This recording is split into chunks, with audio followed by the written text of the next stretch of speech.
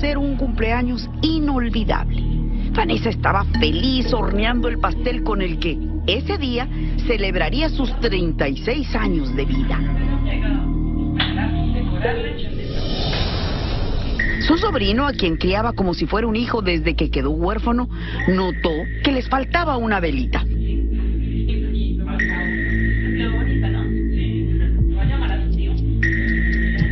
Vanessa le dijo que iría a comprarla y llamó a su marido para que viniera a buscarla. Sí, ya la terminamos y quedó más bonita, pero falta una vela.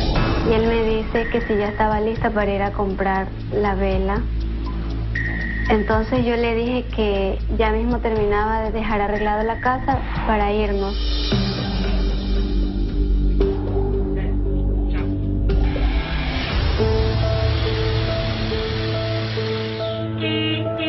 Según Dopin, su esposo llegó a las 6 de la tarde a la casa. Faltaban apenas 20 minutos para que cerraran las tiendas, pero aún les daba tiempo de llegar.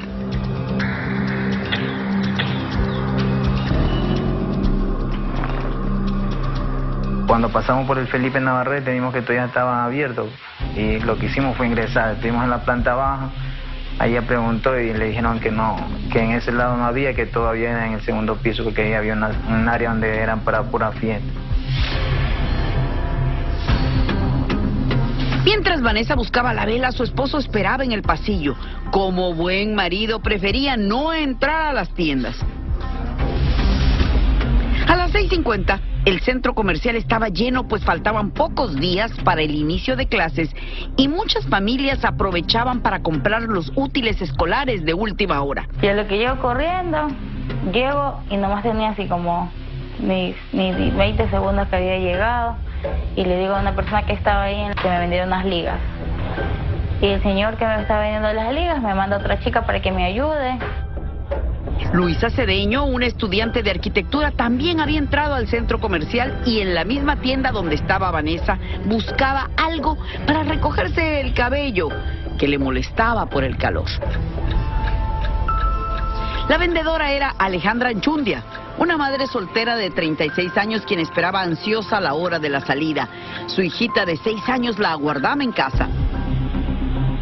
Hasta ese momento ninguno de los cuatro imaginaba que ese 16 de abril de 2016 serían los protagonistas de una historia de terror que los marcaría para siempre. A 250 millas de Manta, en Quito, la capital del Ecuador, el comandante de bomberos Ever Arroyo armaba junto a su hijo de 20 años una nueva mesa de comedor para su casa. El reloj marcaba las 6:58 de la tarde cuando, de pronto, la tierra comenzó a temblar.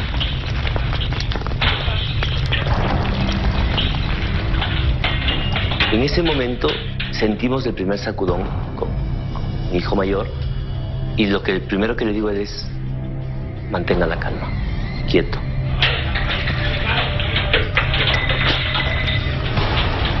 Aunque se dieron un buen susto, no lo sintieron tanto como en la costa donde el temblor simplemente fue brutal.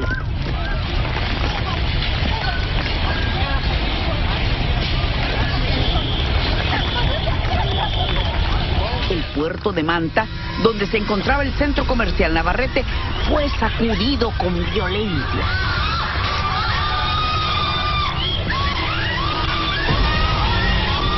Parecía el fin del mundo. Los techos crujían. Todo caía de los estantes, las paredes se venían abajo.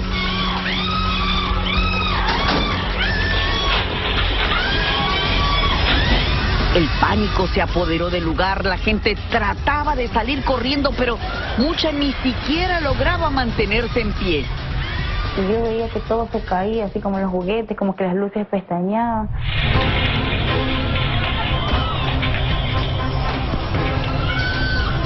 En medio del caos, Segundo se abrazó a una columna y con todas sus fuerzas trató de sacar de la tienda a su esposa, quien ya estaba en el suelo. Yo ni por más que me prendía duro, eso como que me hacía de un lado para el otro. Y todas las cosas caían, las vitrinas se venían como para un lado y para el otro, y la gente que gritaba.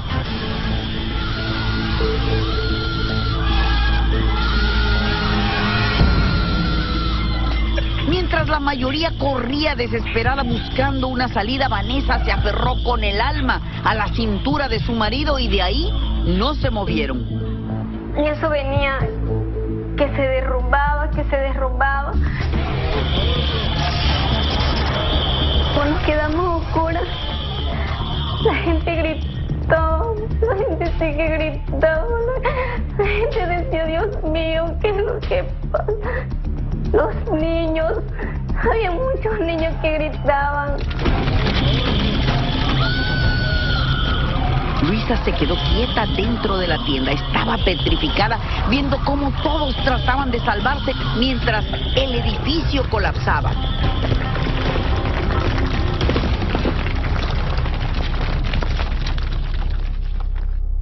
En eso, cuando íbamos hundiéndonos, una columna a mí,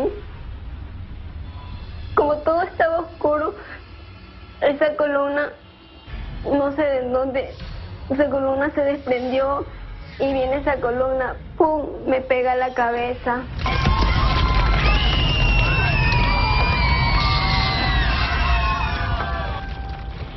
En apenas 48 eternos segundos, el edificio se había convertido en una montaña de escombros.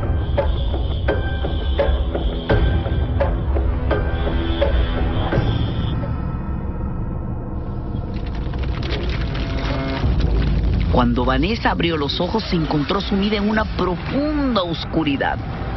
No sabía dónde estaba.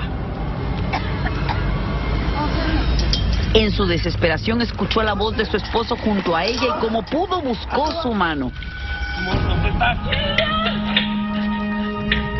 ¿Dónde estás?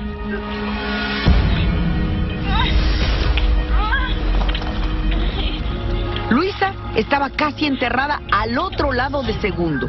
El golpe que recibió en la cabeza no le permitía reaccionar, no sabía qué pasaba.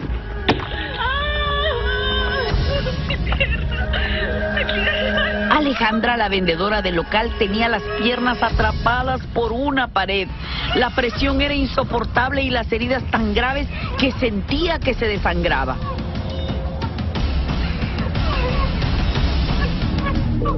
El hueco donde se encontraban era muy estrecho, parecía una cápsula. Estaban atrapados sin salida. Las pesadas losas de concreto les impedían moverse. Poco a poco fueron dándose cuenta de que no estaban solos. Escuchaban gemidos, gritos y quejas. Al final pudieron identificar por lo menos otras 12 voces a su alrededor. Eran las 6:59 de la tarde. Entre la oscuridad, el polvo y el encierro, su única esperanza era sobrevivir. Cálmate. Hasta que alguien los encontrara.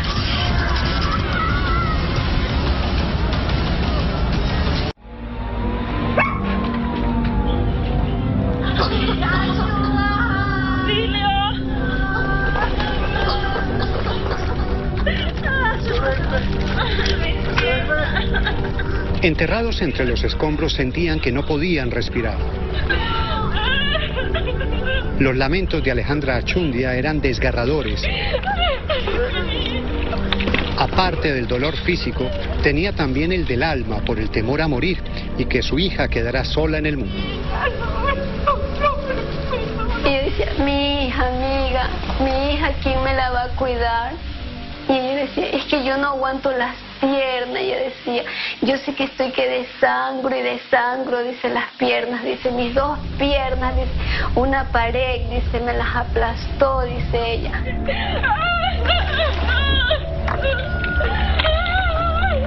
Muy cerca de Vanessa estaba un militar, Alex Tixilima, quien pasó horas y horas gritándole a su mujer y a sus hijos que lo perdonaran. ¡Ayuden a mis hijos, por favor, mis hijos! Escuchaba que él gritaba y le decía a su esposa que la amaba, a sus hijos, ayuden a mis hijos. Mi amor, perdóname, le decía otra vez a la esposa, te amo, perdóname, hijo, perdóname. Y luego en un rato empezó a hacer un sonido así como... Yo lo sentía un poco cerca, así, y yo le decía, Señor, por favor, no hagas ese sonido que me da miedo. Y él decía, es que me duele, y me gritaba, y otra vez volvía a hacer, No pude calcular qué tiempo él hacía ese sonido, pero yo calculo que unas 2 horas. Alrededor de las 3 de la madrugada, el quejido del militar ya no se volvió a escuchar. Falleció sin saber que su esposa y sus hijos habían muerto durante el derrumbe y yacían a pocos metros de él.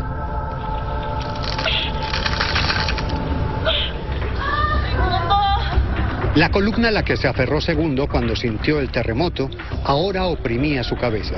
Temía que si se producía una réplica, moriría aplastado.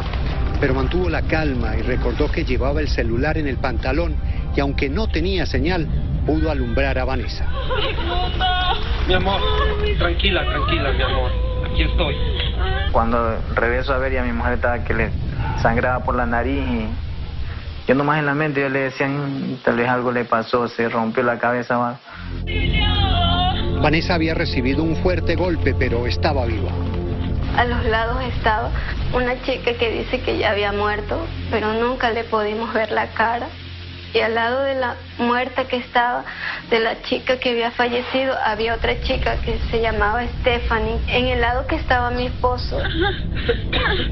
Luis había quedado inconsciente y tardó un rato en despertar. Cuando intentó levantarse, no pudo. Un dolor intenso se lo impidió. Yo decía, ¿qué pasó? Y no hablaba, y estaba todavía como tranquila. Como mi mente quería como moverme así para levantar la pared. Yo decía, yo tengo que levantar esta pared, se me cayó esa pared. A las 7:10 de la noche, 12 minutos después del terremoto, el celular de Segundo por fin tuvo señal. Como pudo, envió un mensaje de texto a una de sus sobrinas. Estamos atrapados en el centro comercial. Vengan a salvarnos. Ayuda, por favor, ayuda.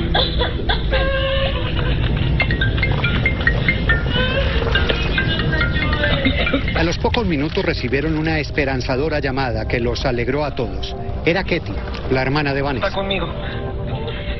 Mi amor, es tu hermana. Contéstale. Contéstale.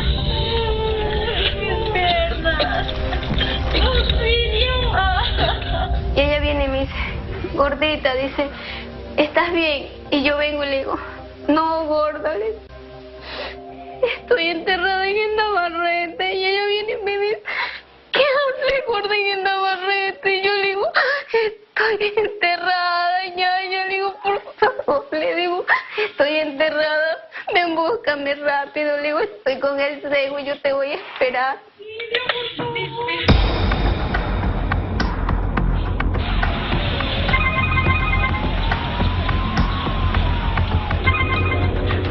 Erasmo, amor. Ketty quedó de una pieza y de inmediato llamó a su esposo Erasmo, que se fue corriendo al centro comercial. Y ahí con la sorpresa y me encuentro con Felipe Navarrete, eso, sándwich. Y ¿cómo Vanessa va a estar ahí viva si estás hecho aplastado todo? A los pocos minutos llegó Eddie, otro hermano de Vanessa. Al ver la montaña de escombros, una sensación de angustia le recorrió el cuerpo. Un momento se me nota. Ahí sí yo ya entré en pánico, desesperación, nervio. El devastador terremoto también había dejado la ciudad a oscuras.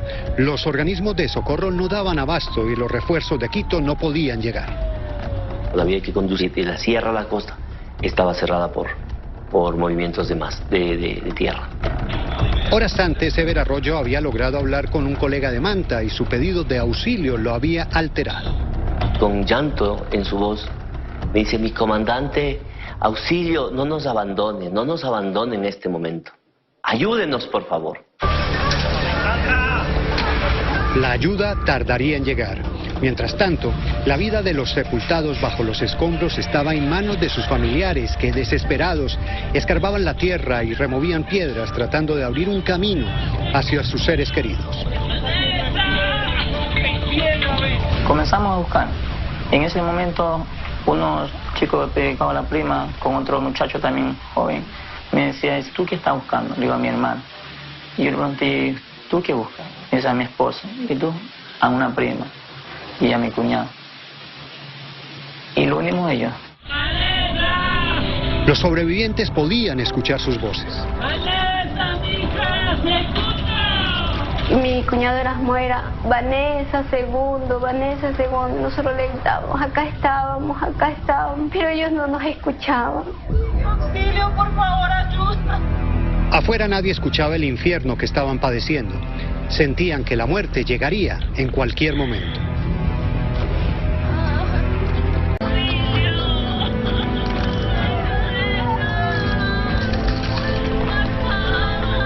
Cada minuto que los sobrevivientes pasaban bajo los escombros del Navarrete era más difícil que el anterior. Estaban atrapados, sin luz, sin agua, y eso no era lo peor. Todo el calor de la loza, todo estaba caliente, como la loza estaba en mi cara, todo eso yo sentía el vapor caliente que me llegaba, y yo por eso le decía, yo ya tengo sed. El calor era insoportable y la sed los estaba enloqueciendo en esa especie de tumba donde estaban. Las otras personas también decían, tenemos sed, nos falta oxígeno. Y mi esposo viene y me dice, vamos a hacer, dice, lo que vi en una película, hidratarnos con nuestro propio pipí. Como pudieron, orinaron en sus manos y luego se humedecieron los labios. El resto comenzó a imitarlos. Menos Estefanía, que estaba inmovilizada por la pared que le cayó encima. Ella en unas ocasiones gritaba que tenía mucha sed, que quería agua. Nosotros no podemos darte agua, pero toma tu orín. Pero ella decía que estaba como muy torcida y que le dolían mucho las caderas y que tenía algo pesado en su brazo que no lo podía mover. Al escuchar el angustioso llamado, Vanessa se quitó el brasier y orinó en él.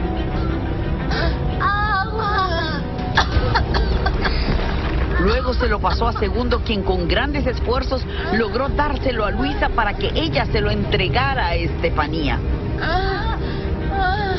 Y le gritaba, Stephanie, lucha, que sí puedes, coge el brasier. Y ella decía que no podía, que no podía y que no podía. Estefanía no pudo y poco a poco fue desvaneciéndose. Comenzó a delirar y a pedirle a su abuelo muerto que la abrazara. Abuelo, no me dejes morir. Ella luchó bastante y decía que tengo miedo a morirme, decía ella. Nunca más volvieron a escucharla.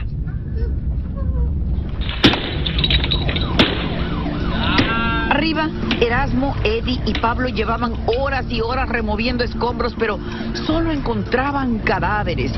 ¡Hay un hueco ahí! Hasta que al fin divisaron una escalera convertida en una especie de túnel y, a pesar del peligro, se armaron de valor y entraron. Cuidado, eso, cuidado. Yo le pregunté si estaba justamente ahí, se encontraba ahí Vanessa Vázquez con Segundo Pin. Me dijo que estaban ahí. Yo como que me alegré un poquito, me entré en entusiasmo y comenzamos, vamos. La emoción les renovó las fuerzas y siguieron removiendo escombros sin descanso hasta que lograron sacar a un sobreviviente. Estaban felices creyendo haber encontrado a Vanessa y a Segundo, pero ese hombre los dejó helados cuando les confesó que había mentido para que lo rescataran. Se fue traer la esperanza y dije yo, ¿a dónde estará?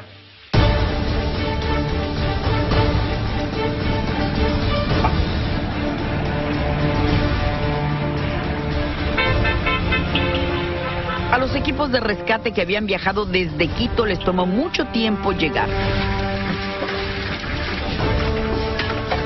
Habían pasado 20 horas desde el terremoto, pero Ever Arroyo, el jefe de bomberos, estaba decidido a hacer lo imposible por salvar vidas. ¡Ánimo! ¡Vamos a sacar a nuestra gente a los ¡Vamos! Abajo, los sobrevivientes escuchaban los gritos de los rescatistas, pero sabían que a ellos nadie los oía. La desesperanza, la angustia y el miedo a la muerte estaban a punto de ganarles la partida. Ya casi nosotros ya estábamos perdiendo la esperanza. Ahí fue que mi esposo dice, ya nadie nos viene a buscar. Entonces yo vengo y yo le digo a mi esposo, no, mi amor, usted me dice que la esperanza es lo que menos hay que perderla. Y él dice, pero es que ya pasó mucho tiempo y no nos vienen a buscar. Cuando parecía que nada pudiera ser peor, algo terrible sucedió.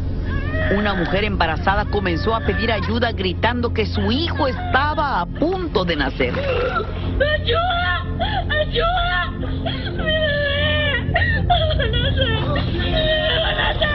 Todos querían ayudarla, pero ninguno podía moverse.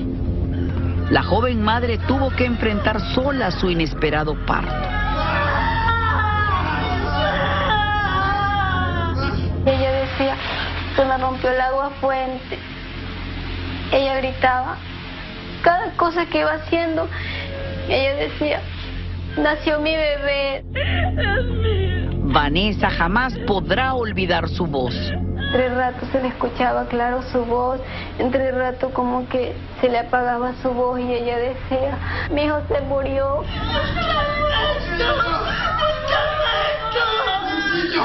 Agotados, sedientos y sin fuerzas, sentían que el fin estaba cerca. Amor. Mira, mano.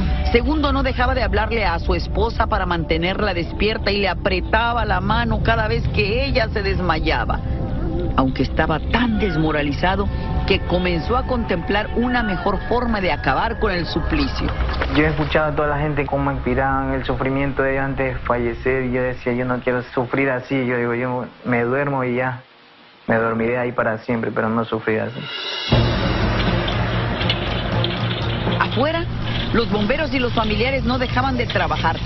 La tarea de remover esta montaña de escombros parecía imposible, como si los demonios hubieran salido del infierno para doblegar su voluntad. Lo bueno es que nadie estaba dispuesto a darse por vencido.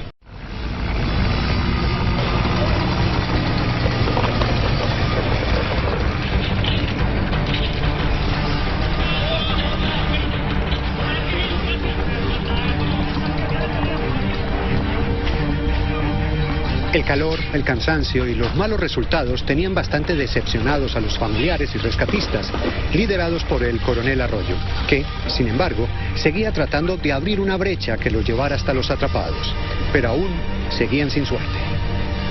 Recuerda que empezamos a trabajar a las 2:30 de la tarde la primera perforación y a las 8 de la noche, sí, a las 8:10 de la noche recién pudimos darnos cuenta de que no nos conducía a ningún lado esa perforación.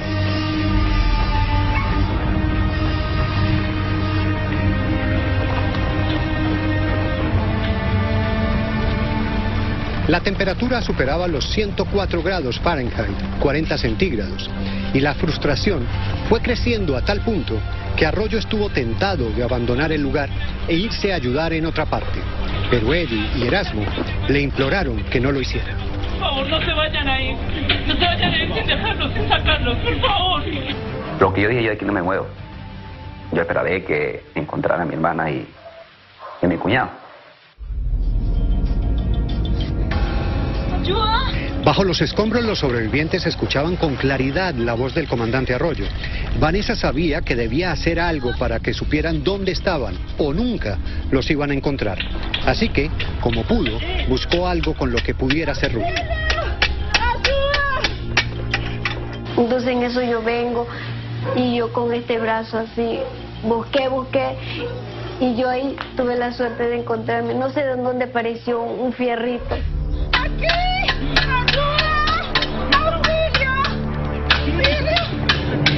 El milagro estaba por comenzar. A alguien afuera le pareció escuchar ruidos, así que el comandante Arroyo pidió silencio de inmediato. ¡Silencio, silencio! ¡Silencio, señores! Y le digo al joven que estaba ahí, al bombero que estaba ahí, le digo, repite. y de con más fuerza. Silencio total. ¿No escucharon un ruido?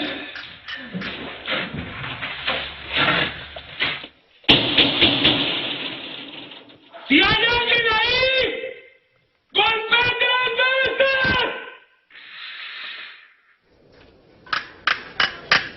¡Arriba! Señor, arriba. ¡Estamos arriba! ¡Arriba, señores! ¡Hay gente arriba! ¡Por aquí! ¡Hola! ¡Qué alegría! ¡Qué alegría! Entonces, hacemos el marcaje dónde íbamos a perforar la losa y empezamos a trabajar.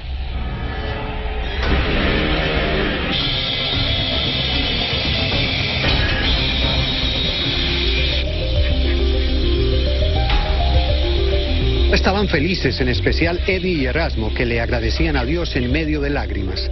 Aunque no sabían si eran sus familiares quienes enviaban las débiles señales de auxilio, algo en su interior les decía que sí, que eran Vanessa y Segundo y que estaban vivos. Eran ya las 9 de la noche, llevaban 26 horas enterrados y las probabilidades de que fallecieran eran muy altas. Tenían que seguir perforando hasta encontrarlo. Y empezamos a taladrar, y a perforar, y a perforar, y a perforar, y a perforar. Y ya los brazos del personal ya no avanzaban. Teníamos los brazos hinchados del peso del equipo, porque estábamos perforando de abajo hacia arriba.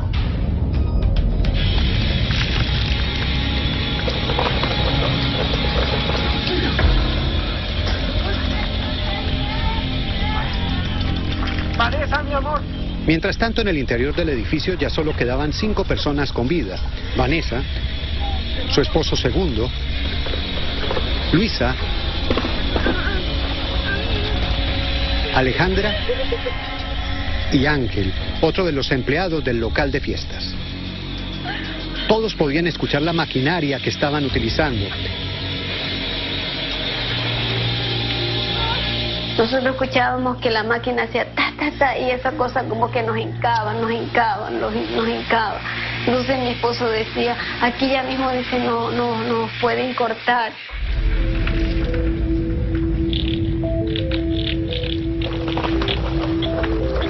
Aunque tenían la sensación de que pronto llegarían a ellos, tardaron 7 horas más hasta que lograron traspasar la gruesa losa de concreto que los separaba.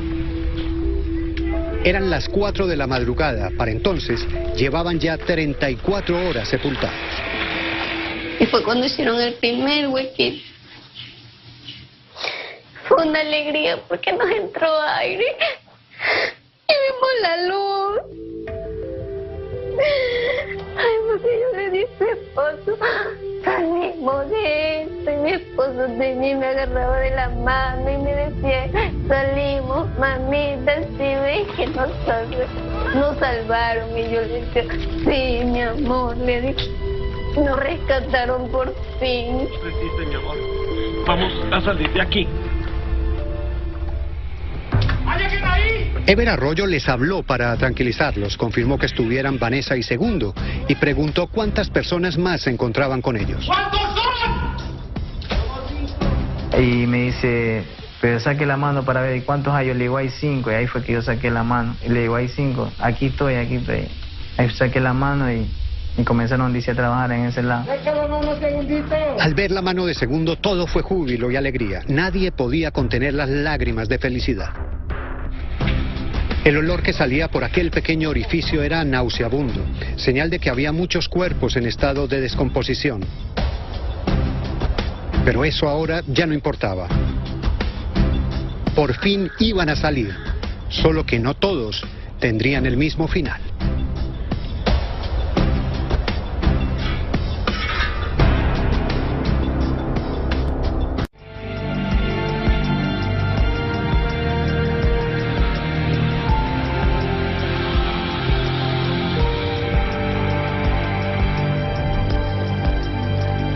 La tarea para sacar a las 5 personas que estaban vivas no iba a ser fácil. Un mal movimiento y podría ocurrir un derrumbe que los aplastara. ¡Ayuda! Sí, Vanessa, mi amor. Llegaron. A pesar del cansancio, Segundo se esforzaba por guiar el trabajo desde el interior del edificio y alertaba a los bomberos cuando veía peligro. Y por favor. Los 5 que quedaban vivos estaban deshidratados. Los bomberos les pasaron agua, pero Ángel estaba tan débil que ya no podía ni beber. Lo único que yo vi, porque nos pasaron una lamparita, yo vi que Ángel solamente tocó la bomba de agua y de ahí ya nosotros ya no le decíamos, Ángel, coge la bombita de agua. Y le decía, ya no puedo. Y yo le digo a mi esposo, Ángel está agonizando porque no puede coger la bomba de agua.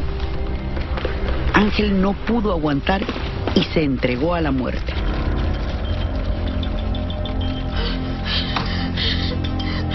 ¡Auxilio! La angustia entonces se apoderó de todos ellos. Creían que si no salían pronto, les iba a ocurrir lo mismo.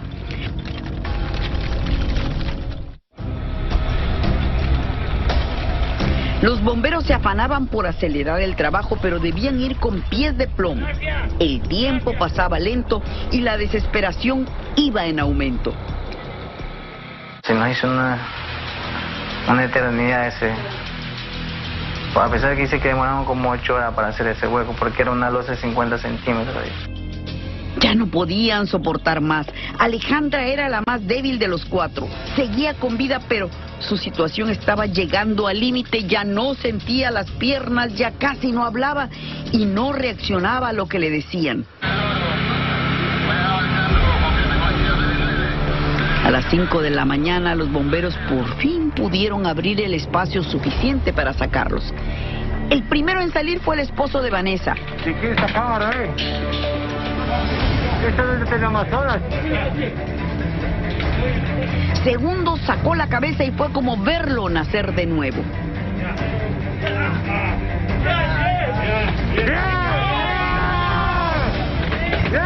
¡Quieto, quieto, quieto, quieto! ¡Quieto, quieto, quieto! ¡Segundo, quieto!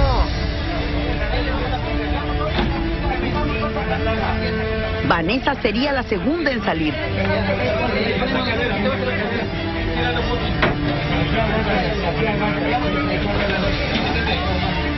Estaba muy adolorida, había pasado 36 horas en posición fetal y no podía estirar las piernas. Bueno.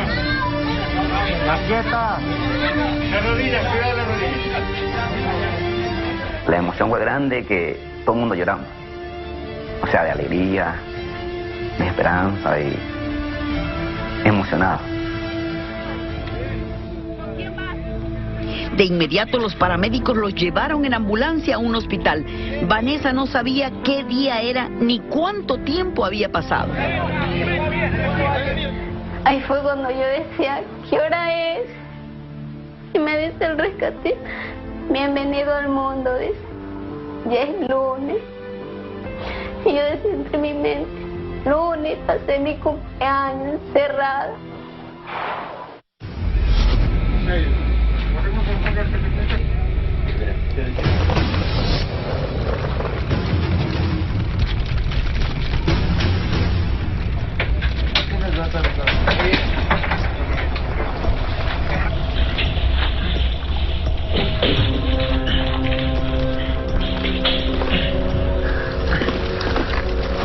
Bajo los escombros todavía estaban Alejandra y Luisa.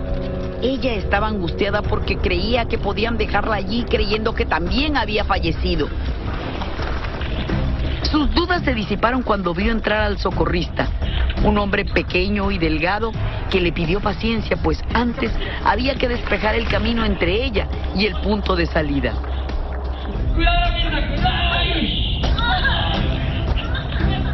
Ella estaba aterrada, pero él le aseguró que la ayudaría, que tratara de llegar a donde él le indicaba. Pero Luisa se negaba. Y cuando me giro fue que empecé a ver los muertos, las caras, otra pierna, unas zapatillas. Entonces yo dije, yo voy a caminar, voy a salir, no voy a ver, no voy a mirar. Pero era imposible cerrar los ojos porque uno tenía que ver el lugar por donde iba a salir.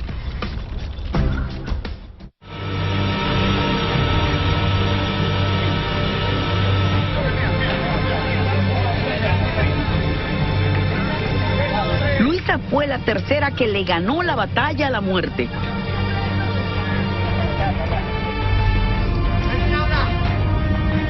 Solo quedaba una persona más con vida.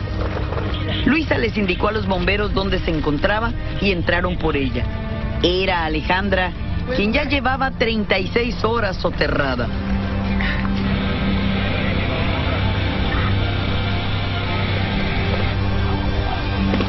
Su hermano Pablo quería meterse entre los escombros para buscarla, pero no lo dejaron.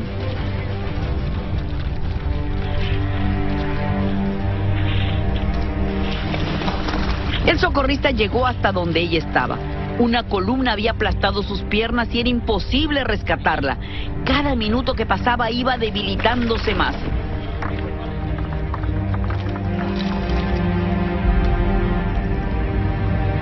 Luego salió a informarle al comandante el peligro en el que se encontraba Alejandra. Si quitaban la viga que la tenía aprisionada, se corría el riesgo de que el edificio terminara por colapsar. Solo les quedaba una opción. No se puede resolver nada. Nada, jefe, hay que amputar, solo hay que hacer eso. Por lo menos para salvarle la vida.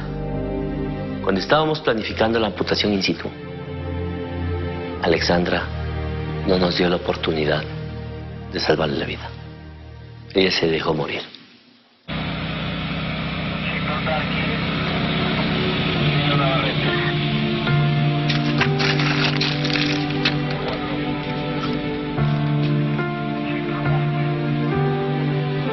Al saber la noticia, Pablo se derrumbó.